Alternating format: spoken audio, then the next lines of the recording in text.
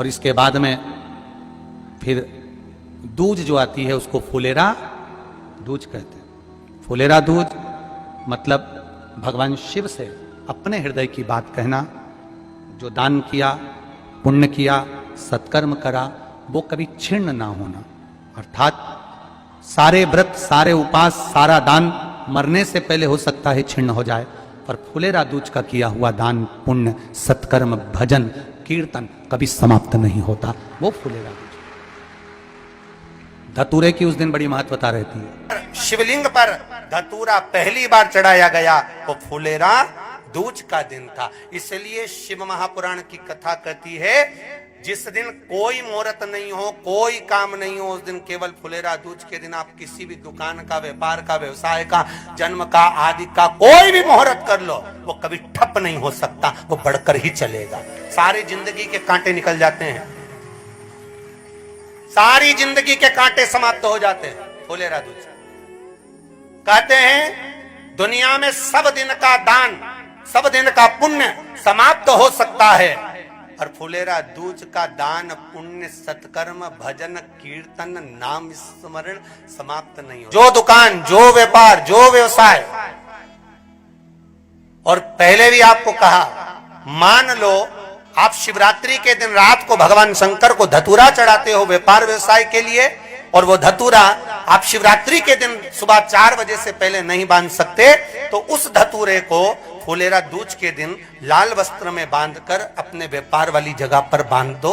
जीवन में कभी व्यापार नीचे नहीं जाएगा, बढ़ता ही चला जाएगा। और उनके लिए भी निवेदन करूंगा जिनके यहाँ कर्जा बहुत है, बहुत कर्जा है, चूक ही नहीं रहा, पैसा ही नहीं रहा, व्यापार चले तो कर्जा चूके, उनके लिए भी निवेदन करूंगा। एक धतूरा बेलपत्री के पेड़ के नीचे शिवलिंग का निर्माण कर कर फुलेरा दूज के दिन उस धतूरे को अपनी कामना कर कर हल्दी में भिंगोकर उसको भगवान शंकर को समर्पित कर दीजिए, अपनी कामना कर कर। उसी हल्दी की एक बिंदी अपने साथ में रुमाल में लगाकर अपने व्यापार व्यवसाय की जगह पर लेकर जाइए।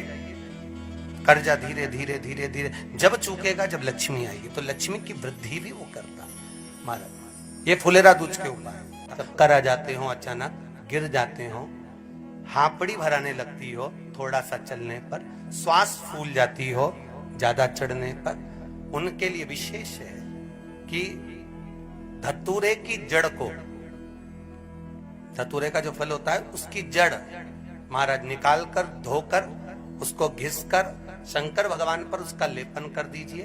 थोड़ी सी जड़ शिव जी पर चढ़ा दीजिए फुलेरा दूज के दिन। उस जड़ को पानी चढ़ाकर वापिस लेकर आ जाइए।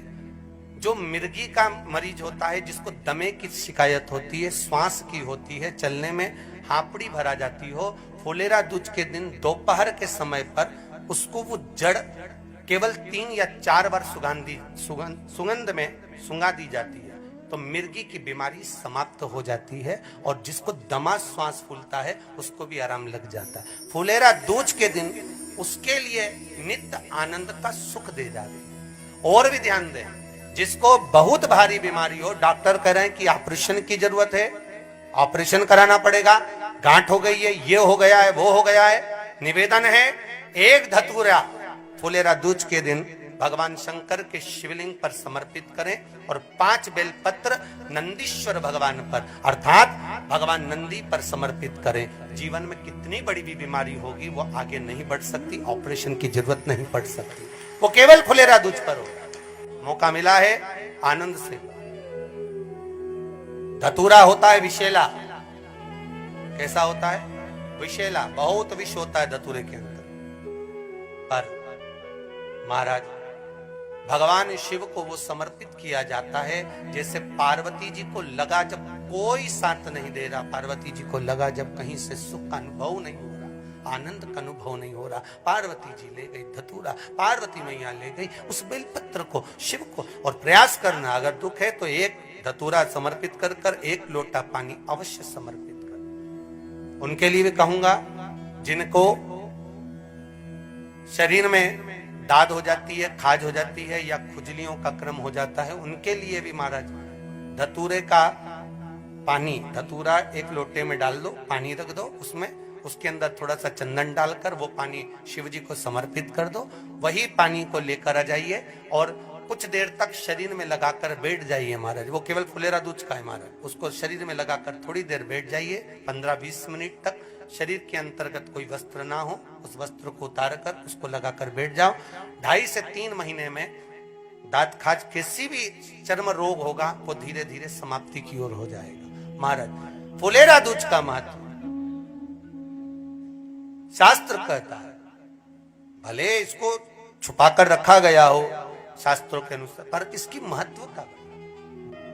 जिन लड़का और लड़की का विवाह नहीं हो रहा है, विवाह के लिए बहुत परेशान हो गए, उनके लिए भी 5 बेलपत्र, 1 धतूरा, 5 शमी पत्र अशोक सुंदरी वाले स्थान पर, चाहे मंगल हो, चाहे राहु हो, चाहे केतु हो, सारे ग्रह भले अनुकूल है नहीं है, प्रतिकूल है नहीं है, वो अपने अनुसार उसको लेकर शमी पत्र, बेलपत्र और धतूरा हाथ की हथेली में रखकर, जिसका मंगल विवाह नहीं हो रहा, बहुत कष्टप्रद है, हाथ में रखकर अशोक सुंदरी का स्थान सबको मालूम है ना, भगवान शंकर की जलाधारी पर शिवलिंग, पार्वती जी का हस्त कमल, जहां से चरण जल नीचे जाता है, राइट भाग गणेश जी का स्थान, लेफ्ट भाग कार्तिकेय का स्थान। जलाशय में से, जलाधारी में से जो जल नीचे गिरता है बूंद बूंद, वो शंकर भगवान की 5 लड़कियां जया, विषहरा, शामरीवारी, 2 तली और देव। शंकर जी की 1 लड़की और अशोक सुंदरी 6 नंबर की, उसका स्थान। इन पानी जो जाता है उसके बीच में जो मोटी सी लाइन होती है, उस मोटी सी लाइन पर जो स्थान है वो अशोक सुंदरी का स्थान है। किसका स्थान है? अशोक सुंदरी। शंकर भगवान का संपूर्ण परिवार, जलाधारी माता पार्वती जी का हस्तकमल, चरण, राइट में गणेश जी, लेफ्ट में कार्तिकेय जी, बीच में अशोक सुंदरी, और ऊपर से जो 1-1 बूंद पानी गिरा रहा है वो है शंकर भगवान की 5 लड़कियां, जया, विषहरा, शामरीवारी, 2 तली और देव।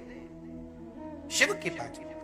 तो जिनका विवाह नहीं हो रहा, अशोक सुंदरी वाली जगह पर हाथ में लेकर वो धतूरे के साथ शमी पत्र, बेलपत्र समर्पित करें और बाबा से निवेदन करें, बाबा आपकी कामना पूर्ण, फुलेरा दूज करें।